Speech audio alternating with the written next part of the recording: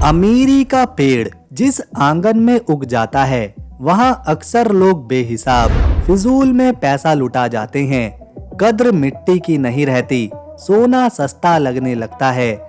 जहां मेहनत की कीमत को भूलकर शौकों का बाजार सजने लगता है। ऐसा ही है कुछ दुबई, जहां पर एटीएम मशीनें तक सोने की बनी होती हैं। एक शेख अपना मनपसंद खाना खाने के लिए लाखों रुपए खर्च कर देता है। यहाँ दौलत की ऐसी बारिश होती है कि दुबई जो रेगिस्तान से भरा हुआ है, जहाँ पर पानी की किल्लत है, वहाँ पर रेत के बीच एक आलीशान मॉल बनवाया गया और उस मॉल में स्की रिजॉर्ट तक बनाया गया ताकि असली बर्फ पर खेलने का मजा लिया जा सके और ये बर्फ ना पिघले, इसके लिए पानी की तरह पैसा बहाया जाता है। दुबई में सजने वाली रात की महफिलों का तो क्या ही कहना, जहां खूबसूरत लड़कियां अरेबिक धुनों पर थिरकती हैं। चारों तरफ रंग बिरंगी रोशनी और पैसे उड़ाते शेख। भला किसने सोचा था जो शहर आज से कुछ साल पहले धूल भरी हवाओं में खोया हुआ था, वही शहर आज अपनी अमीरी, शान और शौकत, ऊंची ऊंची इमारतों और दुनिया भर के लोगों के लिए घूमने की सबसे पसंदीदा जगहों में से एक बन जाएगा। दुबई में कुछ साल पहले तक रेत ही रेत थी, जहां कोई अगर फ्री में भी जाने को कहता तो भी कोई जाने को राजी नहीं होता। लेकिन जब यहाँ पर तेल मिला तो मानो वो तेल नहीं था, जैसे कि कोई अलादीन का चिराग था। एक ऐसा तेल का चिराग, एक ऐसा तेल का कुआं जिसमें से जितना चाहे उतना पैसा निकालो। और इसी तेल की वजह से आज दुबई पूरी तरह से बदल चुका है। जो लोग कभी समंदर से मछली पकड़ते थे, मोती और सीप निकाला करते थे और खजूर का व्यापार करते थे, वहां आज दुनिया की बड़ी बड़ी कंपनीज के ऑफिस मौजूद हैं। घर खरीदने और बेचने का काम आसमान की ऊंचाइयों तक पहुंच चुका है। बड़े बड़े ब्रांड्स यहाँ पर अपनी दुकानें खोलते हैं। यहाँ सोना तो ऐसे बिकता है जैसे गलियों में कोई सब्जी का बाजार लगा हो। एक ही गली में सैकड़ों दुकानें, वो भी पूरी तरह से सोने से लदी हुई। दुबई क्योंकि एक रेगिस्तानी इलाका है तो यहाँ गर्मी बेहिसाब पड़ती है। बारिश का नामो निशान तक दिखाई नहीं देता और इसीलिए यहाँ पर तकनीक और मशीनों की मदद से बारिश कराई जाती है। अमीरी का तो ये हिसाब है, यहाँ के बस स्टॉप जो हैं, जहाँ पर यात्री खड़े होकर बस का इंतजार करते हैं, उन बस स्टॉप पर भी एसी लगाई गई हैं ताकि गर्मी से राहत मिल सके। दुबई काफी ज्यादा विकसित हो चुका है, इसके बावजूद यहाँ पर अब भी बड़े बड़े प्रोजेक्ट्स और कंस्ट्रक्शन चल रहे हैं, जिस वजह से यहाँ पर इतनी क्रेनें काम पर लगी हुई हैं जितनी पूरी दुनिया में कहीं और नहीं। यहाँ के जो मूल निवासी हैं, जो शेख हैं, उनके पास इतनी दौलत है कि अगर कोई मेंढक पसंद आ जाए तो वो उस मेंढक को ही एक मर्सिडीज कार तक गिफ्ट कर देते हैं। और ये लोग अक्सर एक से ज्यादा पत्नियां रखते हैं, लेकिन ऐसा तभी होता है जब दोनों महिलाएं अपनी मर्जी से उस शेख के साथ शादी करें। दुबई के पुरुष जुब्बा नाम के पारंपरिक कपड़े पहनते हैं और सर पर कफिया बांधते हैं और ये कपड़े इन्हें रेगिस्तान की गर्म हवाओं से बचाते हैं। सर पर कपड़ा बालों को सुरक्षित रखता है, जबकि महिलाएं आमतौर पर अबाया पहनती हैं। ये लंबा ढीला काला चोगा जो पूरे शरीर को ढकता है, ये सबसे आम पहनावा है यहाँ की महिलाओं का। आपको जानकर हैरानी होगी कि 85 से 90% आबादी विदेशी नागरिकों की है।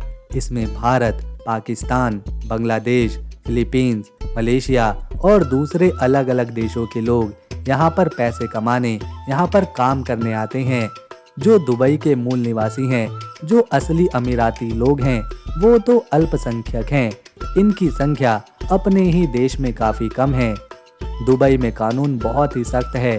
चोरी, बेईमानी और महिलाओं के साथ अगर कोई दुष्कर्म करता है तो उसे मौत की सजा तक दी जा सकती है और इसका फैसला जल्द ही सुनाया जाता है।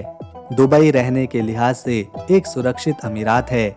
यहाँ की पुलिस के पास नॉर्मल कारें तो होती हैं, लेकिन इन्हें स्पोर्ट्स कार और सुपर कार्स भी दी जाती हैं ताकि अपराधी भाग ना सके और उसे तुरंत पकड़ा जा सके। जैसे सऊदी अरब में 2018 ही वो साल था जब महिलाओं को ड्राइविंग करने का अधिकार मिला, लेकिन यहाँ दुबई में हमेशा से ऐसा कोई कानून नहीं था जिसके तहत महिलाएं ड्राइविंग ना कर पाएं।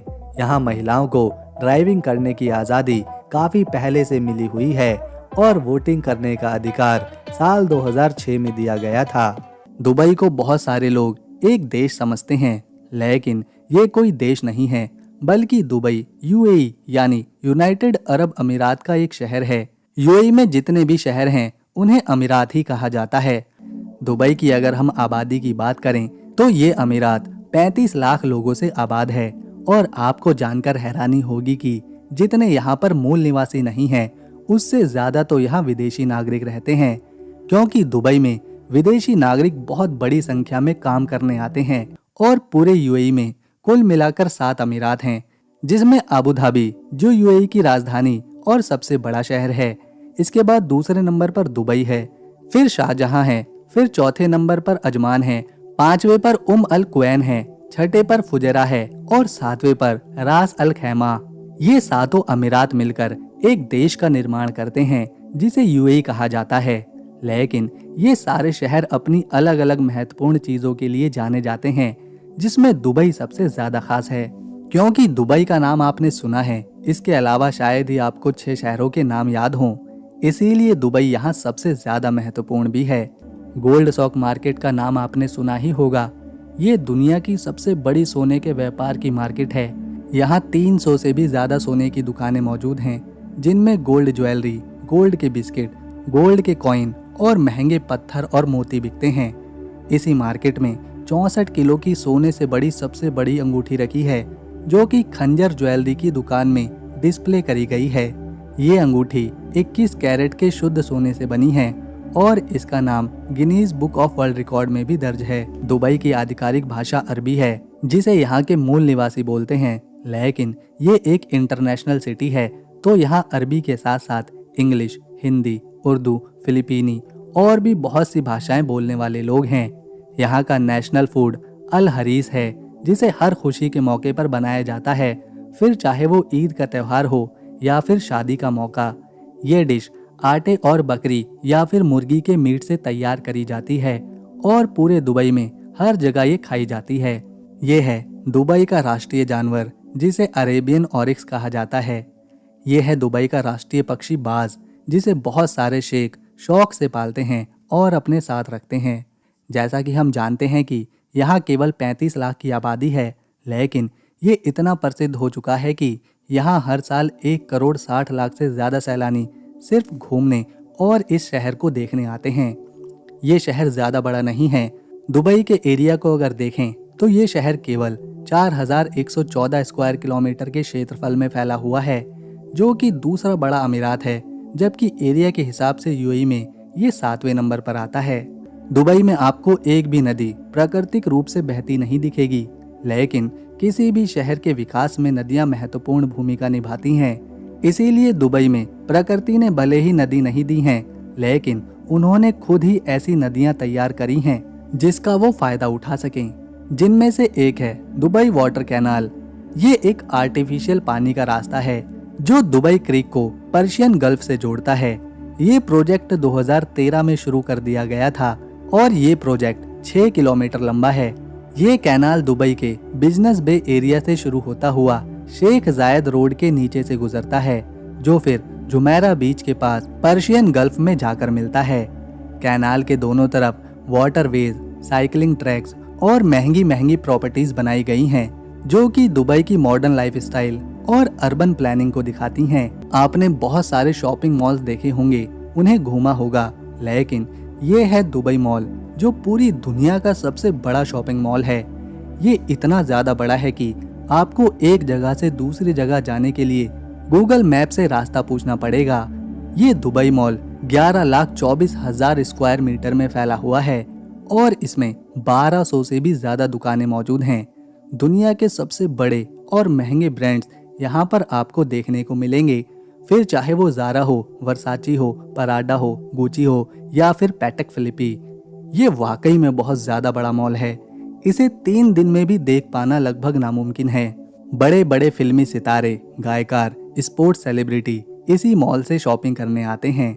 साल 2004 में ये मॉल बनना शुरू हुआ था, जो महज 4 सालों में तैयार कर दिया गया और 2008 में फिर इसे आम लोगों के लिए खोला गया। दुबई में सबसे ज्यादा पैसा तेल से, टूरिज्म से, बिजनेस सर्विसेज से और इंपोर्ट एक्सपोर्ट से आता है। आज दुबई की अर्थव्यवस्था तेल से हटकर दूसरे क्षेत्रों पर काम कर रही है, जिसमें उन्हें काफी हद तक सफलता मिली है। ये है विश्व प्रसिद्ध पाम जुमेरा आइलैंड। एक रेगिस्तान में आइलैंड का होना बहुत ही अद्भुत है। ये आइलैंड प्रकृति ने इन्हें नहीं दिया, बल्कि ये आर्टिफिशियल मैन मेड आइलैंड है। ये आइलैंड ऊंचाई से देखने पर पाम ट्री यानी के नारियल के पेड़ की तरह दिखाई देता है। समंदर से मिट्टी निकाली गई, पत्थर जमा किए गए और फिर इस आइलैंड को बनाया गया। इस आइलैंड पर दुनिया की सबसे महंगी प्रॉपर्टीज मौजूद हैं, सबसे महंगे होटल मौजूद हैं, जैसे अटलांटिस होटल जो कि एक 5 स्टार होटल है। बहुत सारे विलाज हैं और अपार्टमेंट हैं, जिसमें एक एक घर की कीमत करोड़ों रुपए में है। रेस्टोरेंट और मॉल खोले गए हैं। यातायात को आसान बनाने के लिए मोनोरेल सिस्टम बिछाया गया है, ताकि लोग एक जगह से दूसरी जगह आसानी से जा सकें। दुबई में बुर्ज खलीफा के बाद पाम जुमेरा एक बड़ा टूरिस्ट डेस्टिनेशन है, जहां हर साल लाखों लोग आते हैं, अपनी छुट्टियां बिताते हैं, जिसमें वो लाखों रुपए खर्च करते हैं और इसका सीधा फायदा दुबई को होता है। सैलानियों को और ज्यादा आकर्षित करने के लिए दुबई में एक हेलीकॉप्टर टूर भी करवाया जाता है, ताकि सैलानी दुबई की स्काईलाइन को ऊपर आसमान से देख सकें। इस हेलीकॉप्टर यात्रा में बुर्ज खलीफा, पाम जुमेरा, दुबई मरीन और बुर्ज अल अरब जैसे प्रसिद्ध लैंडमार्क दिखाए जाते हैं। भले ही दुबई आज इतना मॉडर्न हो चुका है, लेकिन ऊंट का महत्व आज भी यहाँ पर उतना ही है जितना कि पहले के समय में हुआ करता था, क्योंकि रेगिस्तान में सिर्फ एक ही सवारी काम करती है और वो है रेगिस्तान का जहाज ऊंट। सैलानी भी इन ऊंटों पर बैठकर डीजर्ट सफारी का मजा उठाते हैं और ये दुबई की संस्कृति का हिस्सा भी है। तो दोस्तों, अगर आपको हमारी वीडियो इन्फॉर्मेशन और मेहनत पसंद आई तो इसे एक लाइक दें, शेयर करें और चैनल को सब्सक्राइब कर बेल आइकन ज़रूर दबाएं, ताकि आने वाली नई वीडियो की अपडेट मिले आपको सबसे पहले।